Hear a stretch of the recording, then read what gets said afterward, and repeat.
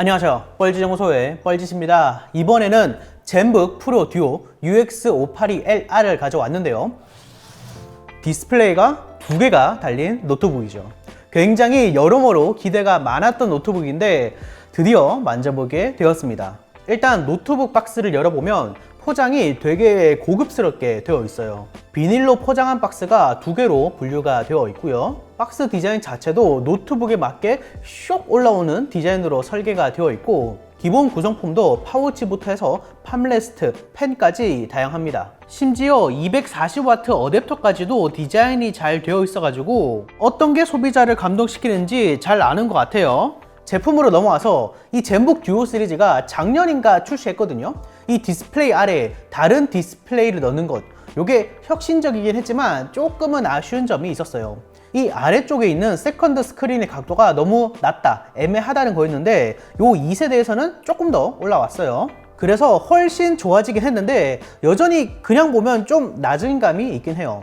이 기본 구성품 중에 요런 받침대가 있거든요. 얘를 요렇게 붙이고 각도를 좀 더 높게 쓸 수 있습니다. 이거는 거의 필수예요. 여유가 되시는 분들은 이런 노트북 거치대 하나 사셔가지고 활용하시는 게 제일 좋아 보이고요. 전반적으로 이 세컨드 스크린에 신경을 쓴 게 꽤 보이는데, 에르고 리프트 디자인으로 상판이 올라오면서 1차로 각도가 띄워지고 2차로 중간에 공간이 생기면서 힌지로 세컨드 스크린까지 같이 올라와요. 이 비어있는 공간들로 CPU와 GPU의 열 배출이 더 잘 되기 때문에 온도는 잘 잡는 편이에요.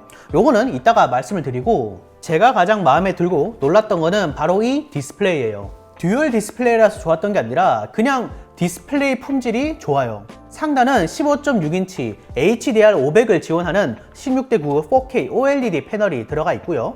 실측을 해봐도 sRGB 100%, DCI-P3 100%가 나오는데 팬톤 인증까지 받았다고 합니다. 색상 정확도도 모든 델타 값이 2 이하로 보여주고자 하는 정확한 색을 보여주죠. SDR은 400니트, HDR 컨텐츠 시 최대 500니트까지 올라가고요. 그러니까 디스플레이가 진짜 장난 아니죠. 그런데 이 한 가지 알아두시면 좋은 게 상단과 하단의 디스플레이가 서로 다릅니다. 하단은 3840 x 1100으로 가로는 4K의 그것과 동일하긴 하지만 IPS 패널이고요. 실측 시 sRGB 98%로 물론 좋은 편이긴 하지만 상단 디스플레이를 보다 보니 약간 아쉽게 느껴지고, 밝기도 최대 350니트로 상단보다는 낮긴 하지만 일반적인 노트북보다는 또 높은 편이었고요. 색상도 전체적으로 나쁘진 않긴 한데 파란색이 조금 튀네요. 그리고 특성도 좀 다른데 상단은 글레어, 하단은 논 글레어예요. 글레어 패널이면 안 좋은 게 아니냐 하시는 분들도 있는데, 일단 반사 방지 그리고 논 글레어 처리가 들어가는 순간 디스플레이의 품질은 떨어져요. 반사율을 낮춘다는 거는 이제 기본적으로 뭉갠다는 거기 때문에 이런 고급 노트북에 들어가는 고급 디스플레이들은 보통 글레어인 거죠. 물론 화질이 더 좋아 보이는 이유도 있고요. 어쨌든 디스플레이는 이 이상 좋기가 어려운데 사양도 한번 알아보면, CPU는 8코어 16스레드의 인텔 i9 10980HK가 탑재되었고요. 10세대 노트북 CPU 중에서는 최상위에 위치해 있죠. 그래픽카드는 엔비디아의 지포스 RTX 3070 랩탑 버전이 탑재가 되었습니다.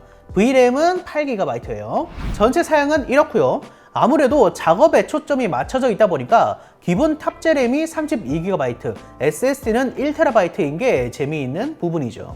참고로 게이밍 모델은 디스플레이가 풀 HD 고주 사율로 들어간 ROG 제피로스 듀오라고 따로 있어요. 얘는 생산성에 주력한 거라서 아마 RTX 3070 정도면 되지 않나? 라고 생각을 한 것 같은데 그래도 좀 비싼 느낌이 있긴 합니다. 가격은 이따가 말씀드릴게요. 성능도 간단하게 알아보면 파이어 스트라이크는 22,500점이 나왔고요.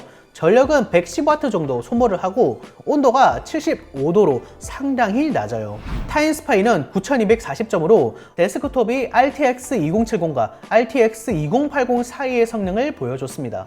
CPU도 살펴보면 시네벤치 R20 기준 i7 8700K와 동일한 성능을 보여줬고요.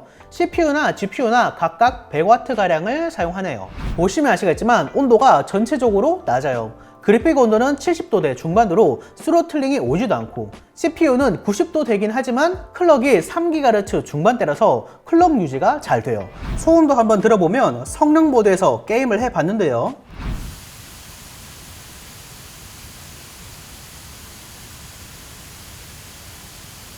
풀 HD 해상도로 실제 게임을 돌렸을 때 구간에 따라 물론 좀 다르지만 배그는 150프레임 이상을 보여줬고요. 오버워치는 200 넘게도 찍어줘요. 레데리 2와 같은 패키지 게임도 60프레임 이상을 보여줘서 고사양 게임도 무리 없이 돌릴 수가 있고요. 어차피 패널이 60Hz니까 그 이상만 보여주면 되죠.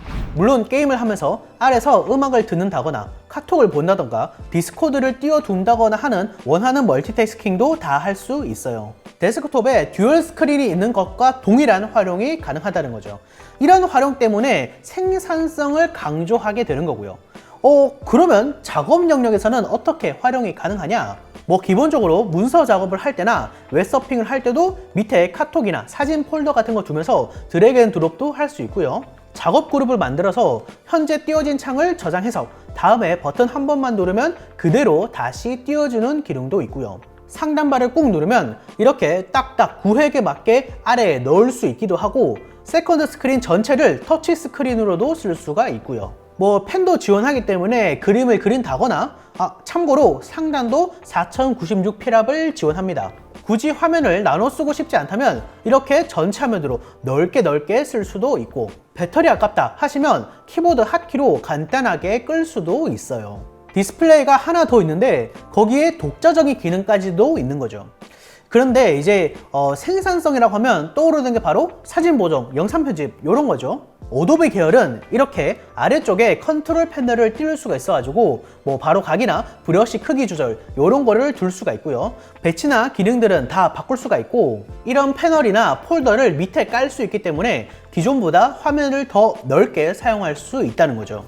개인적으로는 포토샵이나 라이트룸에 좀 더 어울리는 것 같고 프리미어나 애프터 이펙트도 지원하긴 하지만 영상 편집은 색 보정이 아닌 이상 크게 자주 쓰는 기능은 아니었고 딱 보셨을 때 타임라인을 세컨드 스크린에 두고 작업을 할 것 같잖아요. 정말 컷 편집만 딱딱딱 자르는 수준이면 그게 가능하긴 해요. 편하기도 하고요. 그런데 이게 각도가 낮은 편이기도 하고 편집을 하다 보면 이제 중간중간에 자료 화면도 놓고 하잖아요. 그러다 보니까 그냥 타임라인을 위로 올리고 폴더랑 창만 몇 개 아래쪽에 두는 게 실제로는 작업하기가 더 편하더라고요. 어쨌든 성능 자체는 충분하긴 해서 제가 사용하는 4K 영상을 타임라인에 2개씩 겹쳐둬도 프록시 같은 거 없이 편집이 가능했고요. 그런데 영상 편집도 그렇고 전체적으로 그냥 이 상태로 작업을 하다 보면 은근히 불편해요. 이 키보드 위치가 너무 밑에 내려와 있기도 하고 전체적으로 높아가지고 타이핑하기가 좀 불편하거든요. 그래서 기본 구성품으로 이 팜레스트가 또 있는데 이게 있고 없고가 개인적으로는 차이가 좀 있더라고요. 자성으로 굳건하진 않고 이렇게 딱 밑에 두는 건데 이런 각도나 이런 게 맞아가지고 타이핑하기는 또 편하더라고요. 키보드는 좀 재미있는 편이에요. 기본적으로 풀 배열이고요. 방향키가 좀 작긴 한데 이 정도면 노트북에서는 애교고 시프트키 크기 잘 되어 있고요. 숫자 10키는 어디에 있냐? 여기를 꾹 누르면 10키가 떠요. 이 상태에서 숫자 입력하시면 되고요. 이 상태에서도 터치패드 인식이 되기 때문에 여러모로 아이디어가 재밌죠. 이 10키 밝기도 이렇게 위로 눌러서 조절을 할 수가 있고요. 사실 요거보다 더 재밌는 게 바로 위에 있는 요 핫키들이거든요. 클릭 한 번에 성능 모드, 표준 모드를 왔다 갔다 할 수 있고 위아래 화면을 서로 맞바꿀 수도 있고요. 자, 여기까지 알아봤으면 이 노트북이 안도 안 살펴볼 수가 없는데요. 분해는 여기 가쪽에 나사들이랑 중간에 스티커가 있거든요. 요거를 제거해주고 나사를 풀면 돼요. 안쪽은 이렇게 구성이 되어 있고요. CPU나 GPU나 각각 히트 파이프가 2개씩 구성이 되어 있고 그리고 재밌는 게 여기 SSD가 있잖아요. 여기에 이런 식으로 서머패드가 붙어 있더라고요. 이런 것까지는 조금 의외인데 나름 구성이 잘 되어 있는 편이었고 그런데 이게 아실 분들은 아시겠지만 램 소켓이 없어요. 이게 온보드로 들어가기 때문에 따로 업그레이드나 확장이나 이런 거는 불가능합니다. 그리고 아래쪽에 가면 길게 배터리가 위치해 있는데 얘가 92Wh 배터리일 거예요. 그리고 얘가 얼마나 가냐? 최고 성능의 밝기 100%, 소리 80%로 했을 때 1시간 20분, 절전 모드로 유튜브를 볼 때에는 6시간이 갔어요. 둘 다 화면 밝기가 100%인데 이 정도면 되게 준수한 편입니다. 자, 지금까지 나름 혁신적인 젠북 프로 듀오 UX582LR을 살펴봤고요. 디자인도 파란색의 이 둥근 헤어라인 무난하게 잘 만든 것 같고 올레드 디스플레이라서 이제 번인을 걱정하시는 분들이 있을 텐데 나름 또 화면 보호 기능도 들어가 있고요. 무게도 2.3kg으로 RTX 3070에 듀얼 디스플레이를 탑재한 것 치고는 그렇게까지 또 무겁진 않아요. 무거운 거는 바로 가격인데 450만 원 정도 하고요. i7 10870H가 탑재된 모델은 300만 원 후반 정도 합니다. 아무래도 가격이 있다 보니까 부담스러운 거는 사실인데 이 듀얼 스크린과 디스플레이 품질에 대한 가치는 사람마다 다르게 느껴질 것 같아요. 사실 직접 체험하고 구매를 결정하는 게 제일 좋아 보이는데 호불호가 좀 갈릴만 하긴 하지만 나름 기능도 많이 들어가 있고 고민을 한 흔적이 보이더라고요. 다른 리뷰들도 한번 살펴보시고요. 궁금한 점 있으면 댓글 남겨주시고 그러면 다시 봅시다.